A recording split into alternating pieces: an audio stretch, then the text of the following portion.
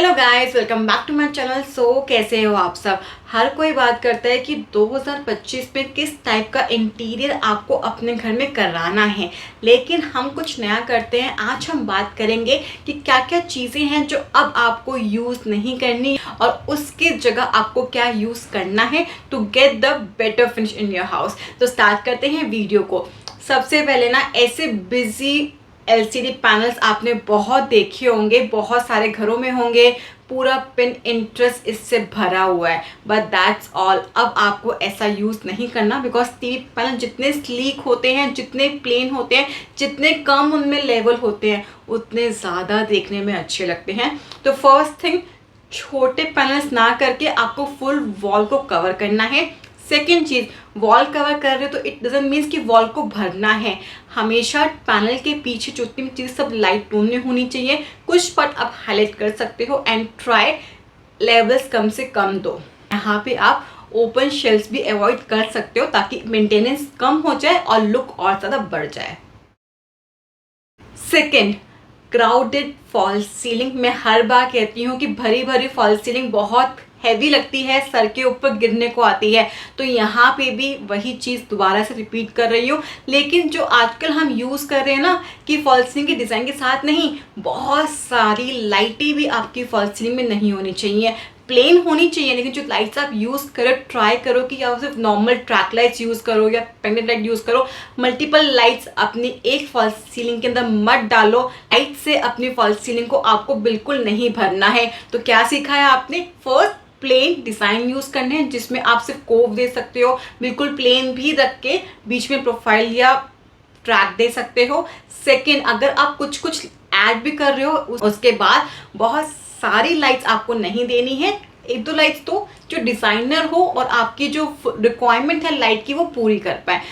जैसे हो गया track light, magnet light, linear light, profile light, कुछ इस तरह की लाइट्स आप ऐड ऑन कर सकते हो। अगर आप सीओबी यूज़ कर रहे हो तो ट्राई करो कि लिविंग में सिर्फ और सिर्फ सीओबी आपको यूज़ करनी है एंड बाकी जगह पे आप पैनल और सीओबी का मिक्स कर सकते हो। एंड किचन में खासकर कोई वार्म लाइट नहीं देनी, कोई सीओबी नहीं देनी, only and only panel lights will be there. Third, अब तक हमने सीखा था कि हमें कंसील स्कर्टिंग बनानी है। अब एक और चीज़ ऐड ऑन हो गई है, आपको इतनी ज़्यादा ब्रॉड स्कर्टिंग नहीं देनी है।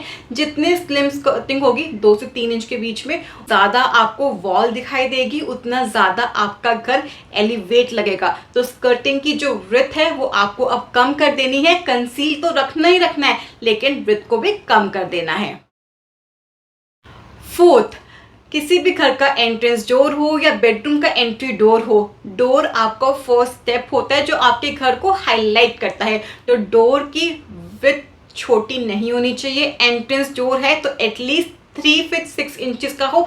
4 फीट का तो बहुत बड़ी बात है। उसके अलावा हाइट भी, अगर नैरो हाइट लोगे 7 फीट की या 6.5 फीट की, तो गेट देखने में छोटा लगेगा। हमेशा हाइट भी लो 8 फीट की या फिर अपने सीलिंग लेवल तक ले लो। आजकल बहुत इन है, हम इंजीनियर बोर्ड यूज करते हैं एंड अप टू सीलिंग एक डोर को देते हैं जो लुक बहुत ज्यादा अच्छी लगती है। And same with the bedroom, चाहे सीलिंग तक मत लो लेकिन हाइट को एटलीस्ट 8 फीट का रखो ताकि एक वाइड एंट्री आपको लगे आपके पैसेज एरिया में।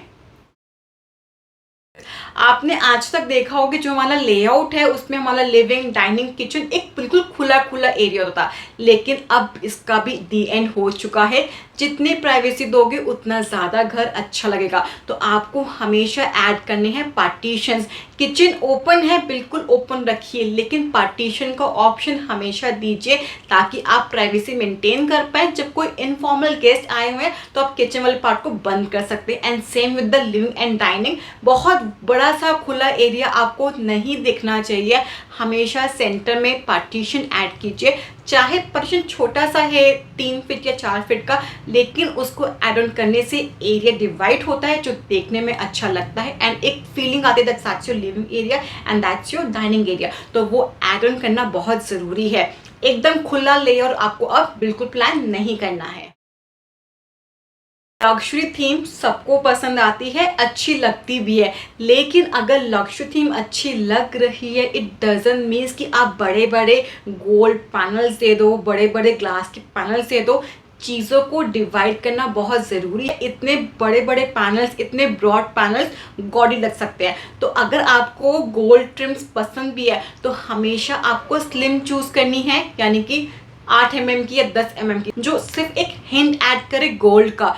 कभी भी 50 mm या 75 mm की ब्रॉड थिकनेस नहीं लेनी, खासकर गोल्ड डिज़ाइन में, वो बहुत ज़्यादा आउटडेटेड हो चुकी हैं। जितने स्लिम आप डिटेलिंग दोगे उतना ज़्यादा आपका घर अच्छा लगेगा। 7, हमने घर के अंदर बहुत ज़्यादा मार्बल फ्लोरिंग यूज़ कर चुके हैं, but now it's a time to stop, because हर जगह सिर्फ मार्बल मार्बल एंड मार्बल है। आजकल और टाइल्स आ गई हैं मैट में, सेमी ग्लॉस में, जो प्लेन है विदाउट किसी टेक्सचर एंड विदाउट किसी प्रिंट के, जो देखने में अच्छी लगती हैं। And even you can spend on Kota flooring, जो बहुत ज़्यादा इन है, आपके घर को ठंडा भी रखती है एंड बहुत अच्छी फील भी देती है। एंड बेडरूम्स में आप वुडन फ्लोरिंग्स ऐड कर सकते हो। तो मार्बल को थोड़ा स्टॉप करके आप बाकी फ्लोरिंग ऑप्शंस भी एक्सप्लोर कर सकते हो, कुछ आपकी स्क्रीन पे भी हैं। Same in the balcony, Moroccan tiles और वुडन टाइल्स बहुत ज़्यादा यूज़ कर ली। Now please stop it. हम बैल्कनी में ऐसी डिज़ाइनर टाइल्स तो बहुत ज़्यादा अच्छी लगती हैं ब्लैक एंड वाइट में। इवन आप कोटा भी बालकनी में लगा सकते हो, जो हमेशा इन रहता है एंड बहुत अच्छा लगता है। कुछ इस टाइप की मैट टाइल्स जो आपकी रस्टिक लुक में है, rustic brown, rustic grey, rustic black, even ये सब टाइल्स आप यूज़ कर सकते हो कुछ टाइम के लिए, मोरक्कन, मोज़ैक, एंड अपने वुडन को रिलैक्स दे सकते हो। And the last, open shelf in kitchen बहुत ट्रेंड में रहा था, लेकिन अब बस हो गया। इवन आपको ओवरहेड्स के नीचे भी ओपन शेल्फ नहीं देनी है। इन सारी चीज़ों के लिए आप बड़ी सी पेंट्री यूनिट बना सकते हो, जिसके अंदर आपके सारे मसाले, चाय पत्ती, कप्स इजीली आ सकते हैं। बट ट्राई कि आपके किचन में अब कुछ भी ओपन ना दिखे। जितना कैबिनेट के अंदर रहेगा, जितनी क्लीन और स्लीक किचन रहेगी, उतना ज़्यादा अच्छा लगेगा। एंड ऑफकोर्स मेंटेनेंस फ्री भी होता है, बिकॉज जितना ओपन स्पेस है उतनी धूल, उतनी मेंटेनेंस आपको लगती है। तो किचन को मेंटेनेंस फ्री भी बनाइए और साथ साथ बिल्कुल स्लिक एंड क्लीन भी बनाइए। So guys, that's all for the video. I hope ये 9 टिप्स आपने बहुत एंजॉय की होगी एंड इस बार अपने घर में ये 9 गलती आप नहीं करोगे। कुछ नया ट्राई करो जो इंटीरियर डिज़ाइन में अच्छा भी लगे एंड आपके घर को बाकियों के घर से अच्छा और अलग भी दिखाए। So guys, that's all for the video. Thank you for watching.